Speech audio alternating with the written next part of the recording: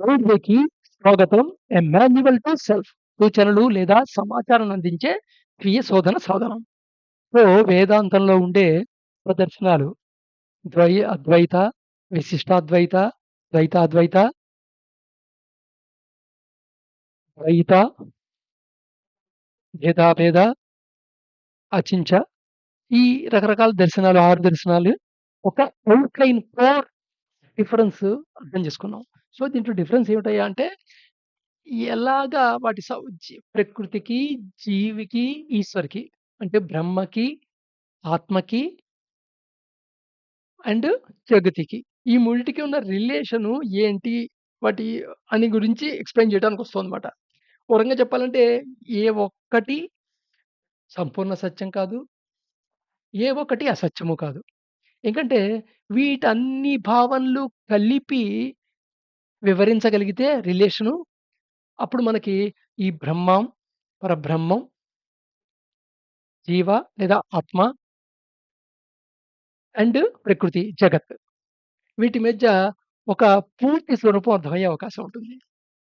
So, అందుకోసమని ఇంకా interest ఉన్నవాళ్ళు సంబంధించిన లిటరేచర్ రిఫర్ జేసుకోండి. డెప్త్ కావాలనుకున్న వాళ్ళు.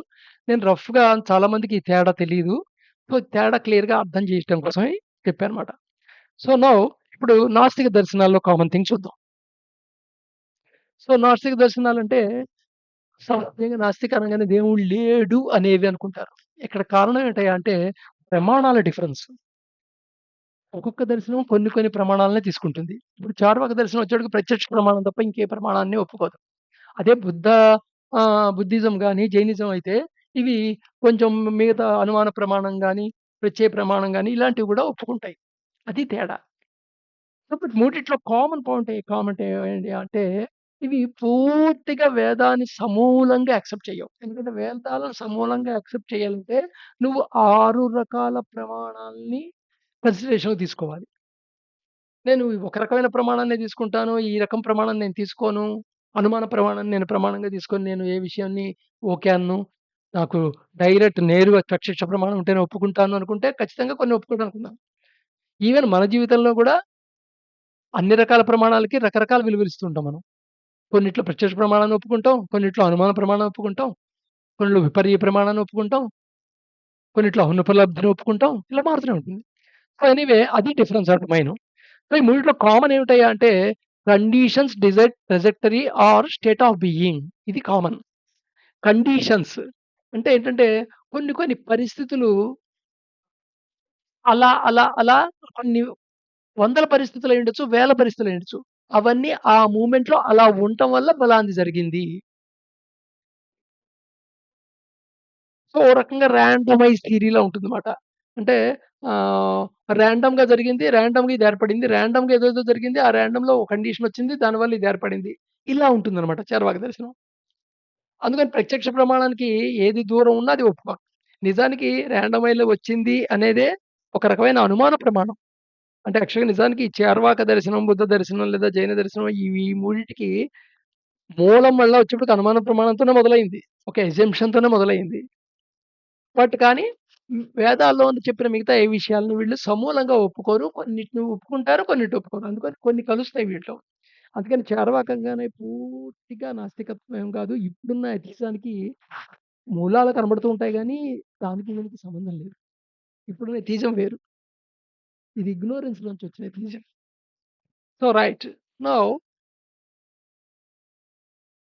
ఇప్పుడు మళ్ళా మనం బ్యాక్ టు స్పిరిచ్యువల్ పాత్ ఈ దర్శనాల పరంగా చూద్దాం. ఇంతకుముందు మనం తెలుసుకున్నట్టుగా 4 యోగాలున్నాయి. నీ ఎమోషన్స్ గనక యుటిలైజ్ చేసుకున్నట్టయితే ఎమోషన్స్‌ని, ఉద్వేగాల్ని వాడుతున్నట్టయితే భక్తి యోగా అనే మార్గం. అదే నీ యొక్క ఇంటెలెక్ట్‌ని వాడుతున్నట్టయితే ధ్యాన యోగం. నీ యొక్క చిత్తాన్ని వాడుతున్నట్టయితే ధ్యాన యోగం.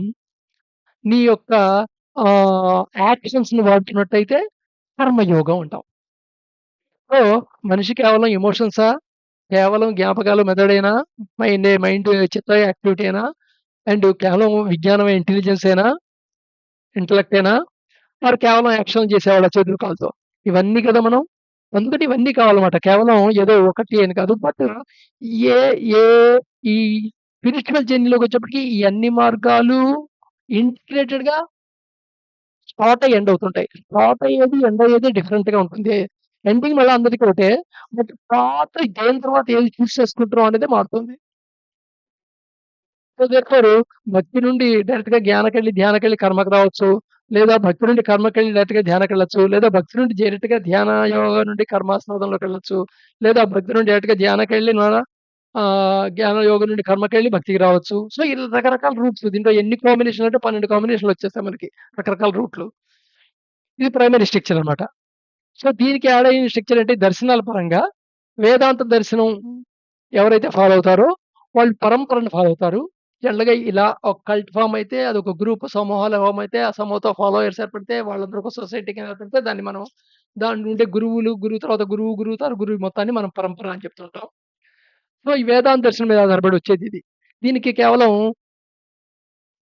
నమ్మకం ఉంటే చాలు. సో, ఎమోషన్సే మెయిన్‌గా భక్తి రూట్‌లోకెళ్తామాట. అంటే నువ్వు సపోజ్ ఎమోషన్ అనే టూల్‌నే నువ్వు నీ యొక్క ప్రిపరేషన్‌లో నీ యొక్క యాక్షన్ ప్రమోషన్, నీ యొక్క జ్ఞాన ప్రమోషను, నీ యొక్క మనసు యొక్క యాక్టివిటీ ప్రమోషను, అలాగే నీ యొక్క ఎమోషన్స్ యొక్క ప్రపోర్షను. ఈ ప్రపోర్షన్‌లో ఎక్కువ ప్రపోర్షన్ ఆఫ్ భక్తికి ఛాన్స్ ఉందనుకో, అప్పుడు నువ్వు వేదాంత దర్శనం, ఈ పరంపర రిలిజియన్ మార్గం ద్వారా ఈ స్పిరిచ్యువల్ జర్నీలోకి అడుగు పెట్టొచ్చు. అదే సపోజు నువ్వు సపోజు స్కిప్టిక్ అనుకుందాం. అంటే ఇదా? కాదా? అవునా? కాదా? అన్నట్టుగా స్కిప్టిక్‌గా ఉండేరైతే నీకు వైశేషిక దర్శనం గాని, న్యాయ దర్శనం గాని, ఈ నాస్తిక దర్శనాలైన చార్వాక, బుద్ధ, జైన ఏదో దాంతో మొదలెట్టొచ్చు. అయితే వాటి యొక్క స్క్రిప్చర్సు నుంచి జ్ఞానం సంపాదించుకొని, ఆ జ్ఞానంతో ఈ స్పిరిచ్యువల్ మార్గంలో ప్రయాణం చేస్తావు. అదే సపోజు సాంఖ్య అండ్ యోగా. ఇదెవరికంటే ఎక్స్‌పెరిమెంట్ ఇయర్‌కి. సో, అదేమిటో నేను ఎక్స్‌పెరిమెంట్ చేసి కనుక్కుంటాను అనుకుంటే వాళ్ళు సాంఖ్య యోగం గాని, లేదా యోగ దర్శనం గాని మూలంగా వెళ్ళొచ్చు. ఇది సెల్ఫ్ ఎంక్వైరీ అనే పాత్రలో నడుస్తుంటుంది. సో, నీ గురించి నువ్వు తెలుసుకోవటం అని. సో, తద్వారా జ్ఞానం సంపాదిస్తుంటాం. ఆ జ్ఞానం ద్వారా ఈ స్పిరిచ్యువల్ మార్గంలోకి నువ్వు ప్రయాణం చేయొచ్చు. తర్వాత నువ్వు జ్ఞానం నుండి కర్మకెళ్ళి, భక్తికెళ్ళి ధ్యానకొస్తావా? లేదా ధ్యానకొచ్చి కర్మకొచ్చి భక్తికెళ్తావా? అనేది నీ యొక్క టెంపర్‌మెంట్ బట్టి నీ రూట్ ఫార్మ్ అవుతుంది. అందరికి ఒక రకంగా ఉండదు. ఈ డిఫరెన్సెస్ చూసే వేరు వేరు మార్గాలు అంటారు. మార్గాలు వేరు వేరుగా ఉన్నా కనెక్టివిటీ నువ్వు దేని తర్వాత ఏ ఫేజ్‌లోకెళ్తున్నావు? ఏ ఫేజ్ తర్వాత ఏ ఫేజ్‌కెళ్తున్నావు? ఏ ఫేజ్‌తో ఏ ఫేజ్‌ని కలుపుతున్నావు? ఏ ఫేజ్‌ని హైబ్రిడ్ చేస్తున్నావు నీ నీ యొక్క జర్నీలో అనేదే తేడా తప్ప, వాడే అంగాలు మట్టుకు ఇవే ఉంటాయి. సో, ఇక్కడ సెల్ఫ్ ఎంక్వైరీ చేయటానికి మన సంఖ్యా యోగ దర్శనం యొక్క స్క్రిప్చర్స్ నుండి జ్ఞానం తీసుకోవచ్చు. నీ సెల్ఫ్ ఎంక్వైరీతో దాన్ని రివ్యూ చేసుకోవచ్చు. మళ్ళా దాని ద్వారా ఇలాగ రకరకాలుగా మల్టిపుల్ ఎంట్రీ పాయింట్స్ ఉంటాయన్నమాట. ఓ రకంగా మాడ్యులర్ అప్రోచ్. అంతేగాని సీక్వెన్షియల్‌గా ఇది చదవాలి, ఇది చదవాలి, ఇది చదవాలి లాంటిది కాదు. ఇది చెయ్యాలి లేతే తర్వాత ఇది చేయాలి కాదు. అదే సపోజు నువ్వు రేషనల్ థింకర్ అయితే నీకు మీమాంస దర్శనం అనేది నీ టెండెన్సీ సూటబుల్ అవుతుంది. వీళ్ళు రాజయోగ ద్వారా వెళ్తారు. సో, రాజయోగ ద్వారా ధ్యాన అంటే అదే సపోజు కర్మే బేస్‌గా, యాక్టివిటీ బేస్‌గానే సపోజ్ నువ్వు చేసినట్టనుకో, నువ్వు వెరీ వెరీ యాక్టివ్ పర్సన్ అనుకుందాం. మిగతా డామినెంట్ పర్సన్ అనుకో నువ్వు సపోజు. నీ వాత, పిత్త, కఫ ప్రవృత్తిలో. సో, దెన్ నీకు హఠయోగ లేదా క్రియాయోగ. మళ్ళీ ఈ హఠయోగకి, కర్మయోగ రిలేటెడ్ ఉంటాయి. హఠయోగంలో కొన్ని యాస్పెక్ట్స్ క్రియాయోగ రిలేటెడ్ అవుతాయి. అండ్ కర్మయోగ అవుతాయి. అంటే నువ్వు హఠయోగంతో స్టార్ట్ చేసినా నువ్వు క్రియాయోగం చేసి కర్మకెళ్ళొచ్చు. కర్మయోగం చేసి క్రియాయోగకెళ్ళొచ్చు. అండ్ దెన్ రాజయోగంలోకి రావచ్చు. అక్కడి నుండి ధ్యానంలోకొచ్చి మళ్ళా భక్తి మార్గంలోకెళ్ళొచ్చు. అక్కడి నుండి జ్ఞాన మార్గంకెళ్ళి కర్మ మార్గంకెళ్ళొచ్చు. ఓ రకంగా ఇదొక లూప్ లాగా ఉంటుంది. బట్ లూప్ కాదు. ఈ లూప్ గుండా ప్రయాణం చేస్తూ నువ్వు అప్రోచ్ అవుతూ ఉంటావనమాట. నీ స్పిరిచ్యువల్ జర్నీలో ప్రోగ్రెస్ అవుతూ ఉంటావు. సో, అందుకని నువ్వు 100% బిలీవర్ అనుకో. 100% believer, 100% skeptic, 100% experimenter, 100% rational thinker ఇలా ఉండరు ప్రపంచంలో. In certain aspects you are a believer. In certain aspects you are a ah! Skeptic. In certain aspects you are experimental. In certain aspects you are rational thinker. So, therefore ఈ నాలుగిట్లో నీకు ఏది dominant ఉందో దాన్ని బట్టి నీ దావ వెతుక్కోవాలమాట. అందుకని నువ్వు ఏ దాంట్లో పుట్టావు, ఏ కల్ట్‌లో పుట్టావు కాబట్టి వెళ్తావని కాదు. కాబట్టి మాక్సిమం కేసెస్ అలా వెళ్తుంటారు. ఎందుకంటే ఆ కండిషన్ అవుతారు గదా! ఆ ఫ్యామిలీలో పుట్టి పెరుగుతున్నప్పుడు ఆ సిస్టానికి కండిషన్ అవుతారు. సో, ఆ కండిషన్ ద్వారా బిలీవర్ అవుతారు. సో, అక్కడి నుండి భక్తి మార్గం ద్వారా ప్రయాణం చేస్తుంటారు. సో, స్కిప్టిక్ అయితే నువ్వు వైశేషిక, న్యాయ, నాస్తిక దర్శనాల ద్వారా ఎంటర్ అవ్వచ్చు స్పిరిచ్యువల్ పాత్‌లోకి. అందుకని నాస్తికుడిని కూడా సనాతన ధర్మం హిందూ కిందే కన్సిడర్ చేస్తుంది. వాడిని సెపరేట్ ఎంటిటీ కింద కన్సిడర్ చేయదు. అదే వెస్టర్న్‌లో నాస్తిక వేరు, ఆస్తిక వేరు. థీయిస్ట్, అథీయిస్ట్‌కి తేడా వేరే ఉంది. అక్కడ థీయిస్ట్‌ని, అథీయిస్ట్‌ని ఇక్కడ నాస్తిక, ఆస్తికతో సరిపోల్చొద్దు.